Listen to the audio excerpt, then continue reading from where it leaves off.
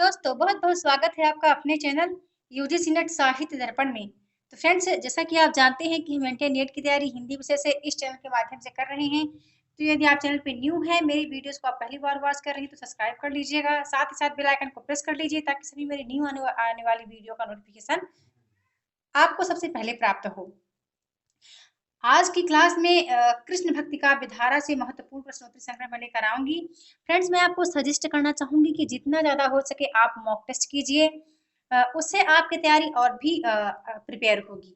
ठीक है, चलिए चलते हैं अपने प्रश्नोत्तरी की ओर। और कहना चाहूंगी बीच बीच में जो प्रश्न आपको शो होंगे तो प्लीज आप कोशिश कीजिएगा उनके भी आंसर देने की।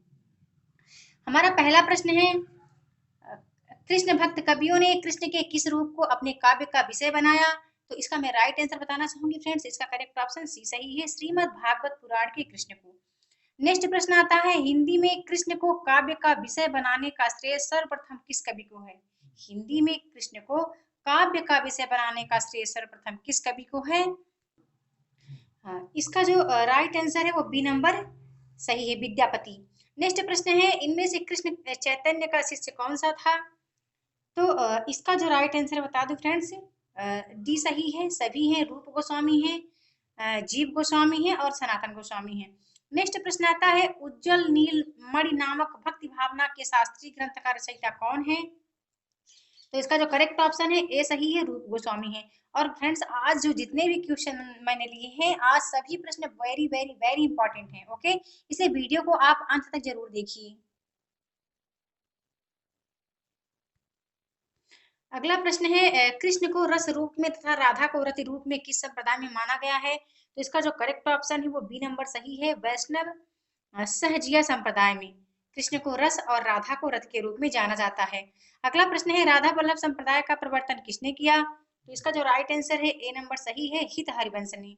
नेक्स्ट प्रश्न आता है, किस संप्रदाय के प्रवर्तक चैतन्य महाप्रभु माने गए हैं? तो इसका जो करेक्ट ऑप्शन है ए नंबर सही है, गौड़ीय संप्रदाय के प्रवर्तक चैतन्य महाप्रभु माने गए हैं। अगला प्रश्न है, कृष्ण की उपासना ब्रजेंद्र कुमार के रूप में किस संप्रदाय के अनुयायी करते हैं? तो इसका जो राइट आंसर है बी सही है, चैतन्य संप्रदाय। अगला प्रश्न आता है, वल्लभाचार्य ने किस दार्शनिक मत का प्रतिपादन किया? तो इसका जो राइट आंसर है वो सी सही है, शुद्धाद्वैतवाद। अगला प्रश्न आता है, पुष्टि मार्ग के प्रवर्तक आचार्य कौन है? तो इसका जो right answer friends B number सही है, वल्लभ हैं। ओके, पुष्टि मार्ग के प्रवर्तक आचार्य। अगला प्रश्न आता है, इनमें से वल्लभाचार्य के शिष्य कौन से कृष्ण भक्त कवि हैं? तो इसका जो राइट आंसर है बी सही है, वो है कुंभन दास। नेक्स्ट प्रश्न आता है, अष्टछाप के कवियों की संख्या कितनी थी? इसका करेक्ट ऑप्शन सी सही है, 8। अगला प्रश्न है, नंददास को अष्टछाप में किसने दीक्षित किया था? इसका जो राइट आंसर है सी सही है, गोसाई विठलनाथ ने। अगला प्रश्न आता है, अष्टछाप के कवि किस मंदिर में कीर्तन सेवा करते थे? इसका जो राइट आंसर है वो सी सही है, श्रीनाथ जी का मंदिर। अगला प्रश्न आता है, अष्टछाप की स्थापना कब हुई थी? तो इसका जो राइट आंसर है बता दूं सी नंबर सही है फ्रेंड्स, 1965 ईस्वी में। नेक्स्ट प्रश्न है, सूरदास किसके शिष्य थे? तो इसका जो राइट आंसर है वो ए है, वल्लभाचार्य। अगला प्रश्न आता है, गोसाई विठलनाथ जी ने पुष्टि मार्ग मार्ग को जहाज किसे कहा है? एक पंक्ति आती है, पुष्टि मार्ग का जहाज जात हो जो सो ले हो लेना हो सो ले। एक पंक्ति भी आती है फ्रेंड्स इन्हीं के संबंध में। तो किसे माना है पुष्टि मार्ग का जहाज? बी नंबर सही है, सूरदास जी को। अगला प्रश्न आता है, भक्तमाल की रचना किसने की है? तो भक्तमाल की रचना किसने की थी? बी राइट आंसर है, नाभादास जी। अगला प्रश्न है, 84 वैष्णव की वार्ता के रचयिता कौन है? तो करेक्ट ऑप्शन ए सही है, गोकुलनाथ। फिर हमारा अगला प्रश्न आता है, ब्रजभाषा कृष्ण काव्य में सूरदास के उपरांत किस कवि को सर्वाधिक प्रतिभाशाली एवं विद्वान माना गया है? तो इसका जो राइट आंसर है फ्रेंड्स बी सही है, नंददास जी हैं। अगला प्रश्न आता है, अनेकार्थ मंजरी के रचयिता कौन है? तो इस प्रश्न से आप अवगत हैं, वो नंददास जी ही हैं। नेक्स्ट प्रश्न है, रास पंचाध्याय के रचयिता कवि कौन थे? इसका भी राइट आंसर नंददास जी है। अगला प्रश्न आता है, युगल शतक के रचनाकार का नाम बताइए। इसका जो करेक्ट ऑप्शन है सी सही है, श्री भट्ट जी। नेक्स्ट प्रश्न है, रसखान की रचना इनमें से कौन सी नहीं है? तो फ्रेंड्स इसका जो करेक्ट ऑप्शन है वो डी नंबर सही है, केएल माधुरी नहीं है, जबकि ये तीनों रसखान जी की रचनाएं हैं। अगला प्रश्न है निम्बार्क संप्रदाय में निम्बर्काचार्य को किसका अवतार माना जाता है? तो इसका जो राइट आंसर है वो बी सही है, सुदर्शन चक्र को। नेक्स्ट प्रश्न है बहुत इंपॉर्टेंट भी है, किस संप्रदाय के मंदिरों में राधा कृष्ण दोनों की मूर्तियां नहीं होती, अपितु कृष्ण के विग्रह के पार्श्व में स्वर्ण पत्र पर श्री राधा अंकित होता है? इसका राइट आंसर ए सही है, राधा वल्लभ संप्रदाय। अगला प्रश्न है निजमत सिद्धांत किस संप्रदाय के सिद्धांतों पर आधारित है? तो इसका जो राइट आंसर है वो बी सही है, हरिदासी। अगला प्रश्न आता है तानसेन के गुरु कौन से आचार्य माने जाते हैं? तो इसका जो करेक्ट ऑप्शन है फ्रेंड्स ए नंबर सही है, स्वामी हरिदास।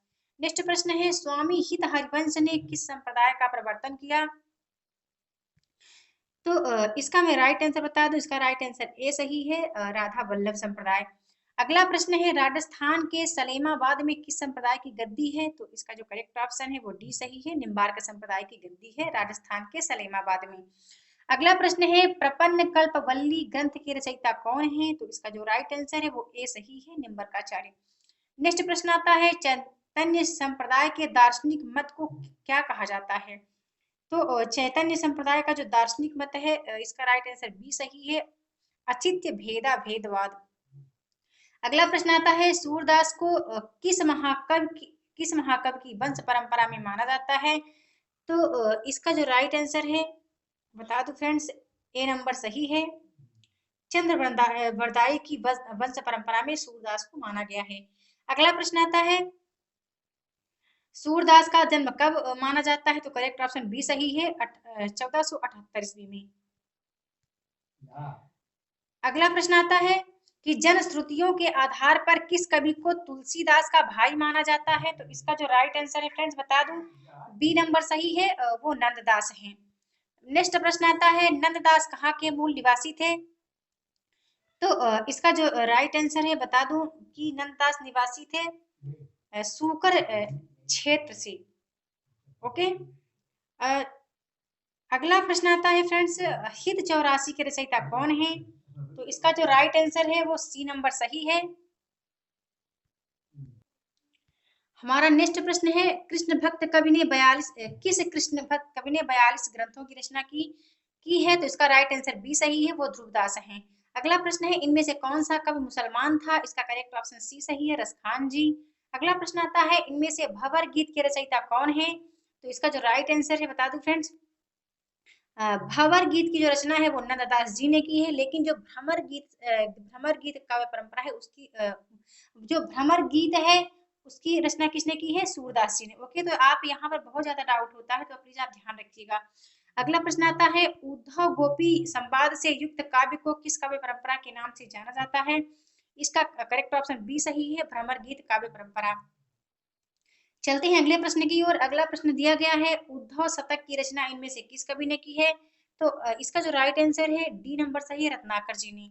अगला प्रश्न है गोकुल सबे गोपाल उपासी, यह पद किसका लिखा हुआ है? तो करेक्ट ऑप्शन ए सही है, सूरदास जी। इनमें से किस कवि की गोपियां सर्वाधिक भावुक हैं? तो इसका जो राइट आंसर है बी नंबर सही है, सूरदास जी। अगला प्रश्न है निर्गुण कौन देश को वासी, पद में किसका खंडन किया गया है? इसका जो राइट आंसर है बी नंबर सही है, निर्गुणोपासना की। अगला प्रश्न है वात्सल्य एवं श्रृंगार का सम्राट किस कवि को कहा जाता है? तो इस प्रश्न से आप तो अवगत हैं, वो डी नंबर है, सूरदास जी। अगला प्रश्न है साहित्य लहरी के रचयिता कवि कौन है? तो इसका करेक्ट ऑप्शन है ए नंबर सही है, सूरदास जी। अगला प्रश्न आता है सूरदास के दृष्टकूट पद किस ग्रंथ में संकलित हैं? तो इसका जो करेक्ट ऑप्शन है वो सी नंबर सही है, साहित्य लहरी में। अगला प्रश्न आता है सूरदास का जन्म स्थान डॉक्टर नगेंद्र ने किस स्थान पर माना है? तो सूरदास का जो जन्म स्थान है डॉक्टर नगेंद्र ने माना है सीही। अगले प्रश्न की ओर चलते हैं। अगला प्रश्न है सूरदास की भक्ति भावना किस वर्ग के अंतर्गत आती है? तो इसका जो करेक्ट ऑप्शन है वो बी नंबर सही है, साक्ष्य भाव की। हमारा नेक्स्ट प्रश्न है सूरसागर किसी चली आती हुई गीत काव्य परंपरा का, चाहे वो मौखिक ही रही हो, पूर्ण विकास सा प्रतीत होता है, यह कथन किसका है? तो इसका जो करेक्ट ऑप्शन है वो सी नंबर सही है, आचार्य रामचंद्र शुक्ल जी का। अगला प्रश्न है सूरदास की भक्ति पद्धति का मेरुदंड पुष्टि मार्ग ही है, यह कथन किसका है? तो इसका जो करेक्ट ऑप्शन है वो डी नंबर सही है, आचार्य रामचंद्र शुक्ल का ही कथन है यह। चलते हैं अगले प्रश्न की ओर। अगला प्रश्न है जा पर दीनानाथ धरे, इस पद में किस प्रकार की भक्ति है? तो इसका जो राइट आंसर है वो बी नंबर सही है, पुष्टि मार्ग की। अगला प्रश्न आता है नंददास की सर्वश्रेष्ठ कृति इनमें से कौन सी है?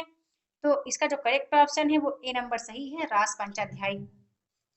नेक्स्ट प्रश्न है नंददास ने प्रेमाख्यानक काव्य परंपरा के किस ग्रंथ की रचना की है? इसका राइट आंसर बी सही है, रूप मंजरी। चलते हैं अगले प्रश्न की ओर। अगला प्रश्न है नंददास ने किस ग्रंथ में रासलीला की आध्यात्मिक व्याख्या करते हुए कृष्ण वृंदावन मुरली गोपी आदि को प्रतीक मानकर आध्यात्मिकता से जोड़ा है? तो इसका करेक्ट ऑप्शन बी सही है, सिद्धांत पंचाध्यायी। अगला प्रश्न है इनमें से कौन सा ग्रंथ नंददास का नहीं है? तो इसका जो राइट आंसर है सी नंबर सही है, माधवानल कामकंदला नंददास का ग्रंथ नहीं है। अगला प्रश्न है भ्रमर गीत का मूल प्रेरणा स्रोत कौन सा पुराण है? तो इसका जो राइट आंसर है ए सही है, श्रीमद् भागवत महापुराण। नेक्स्ट प्रश्न है सत्यनारायण कविरत्न में भ्रमर गीत परंपरा का कौन सा काव्य ग्रंथ लिखा है? तो इसका जो correct option friends C number सही है, Bhramar Doot. Okay, important question है, इंपॉर्टेंट बता दूं फ्रेंड्स आज सभी प्रश्न हैं। नेक्स्ट प्रश्न आता है बसो मेरे नैनन में नदलाल, यह पंक्ति किसकी है? तो इसका जो राइट आंसर है डी सही है, मीराबाई की। फ्रेंड्स आज की वीडियो में मैंने 60 प्रश्न लिए हैं। आपको आज की वीडियो कैसी लगी प्लीज कमेंट करके जरूर बताना और वीडियो को लाइक करना ना भूलें। ओके, तो जल्द मिलती हूँ अपने नेक्स्ट वीडियो में न्यू टॉपिक के साथ। तो वीडियो के साथ बने रहने के लिए बहुत बहुत धन्यवाद।